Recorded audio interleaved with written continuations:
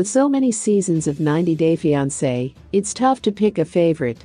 However, there are some clear standouts and there are major flops. Not every season hits the mark, but the ones that did were extremely compelling television. There have been 8 seasons so far of 90 Day Fiancé, which has spawned countless spin-offs, and some of those seasons are more memorable than others. The best seasons have an even mix of drama and earnestness. There needs to be explosive couples to keep audiences entertained, but there also needs to be couples that fans can root for. These are the seasons that kept viewers talking and the ones viewers have forgotten about. 8. Season 3. The show really picked up steam around the 4th or 5th season, so many of the earlier seasons were a bit weak by comparison. In Season 3, there were a few couples like Alexei and Lauren Bravarnik and Kyle and Noon Huckabee who fans rooted for. But aside from them, the other couples were forgettable. Most of the relationships that season succeeded and there wasn't enough conflict. Overall, it was a bit boring. 7. Season 2. Season 2 is another season without a lot of star power in the cast.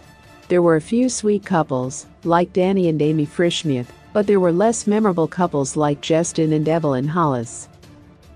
The main standout couple was Danielle Mullins and Mohammed Shfali.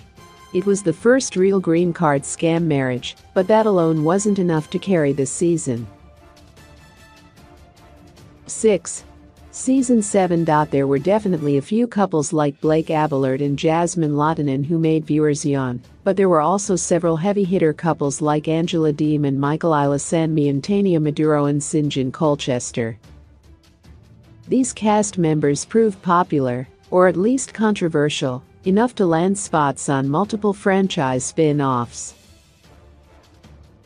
Those couples made Season 7 interesting to watch, but not as interesting as their storylines later in the franchise. 5. Season 8. Season 8 had some entertaining couples and storylines, but there were some problematic aspects, like Andrew Kenton and Amiral Alyssa's relationship, that made the season controversial and less enjoyable. COVID-19 put a damper on filming, which impacted the show, but overall there was a good mix of conflict and genuine feelings. 4. Season 1. As the OG, there's something special about 90 Day Fiancé Season 1. There was a smaller cast of couples, but back then it was a more heartfelt show with shorter episodes that seemed a lot less scripted than it currently does. Season 1 may be a little rough around the edges, but it's fun to see how far the show has come. 3. Season 4. Though there were only 5 couples in the Season 4 cast, 3 of them are some of the most memorable and entertaining ever: Nicole Nafziger and Azan Tefu, Jorge Nava and Anfisa Arkhipchenko, and Chantal Everett and Pedro Jimenez. Theirs were some of the most baffling and compelling relationships on the show, and Chantal and Pedro even secured their own spin-off. 2.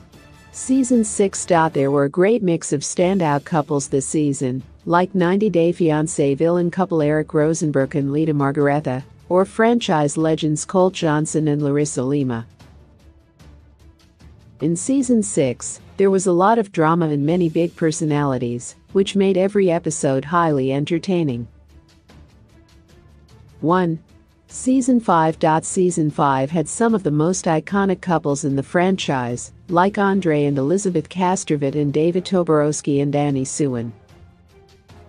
Those couples certainly brought the drama, but in Season 5, even the less memorable couples like Evelyn Cormier and David Vasquez Zermeno still had very compelling storylines. Over 8 seasons of 90 Day Fiancé, a devoted and passionate fanbase has developed. There will always be debate about which seasons are the best, but some seasons are regularly applauded and others aren't.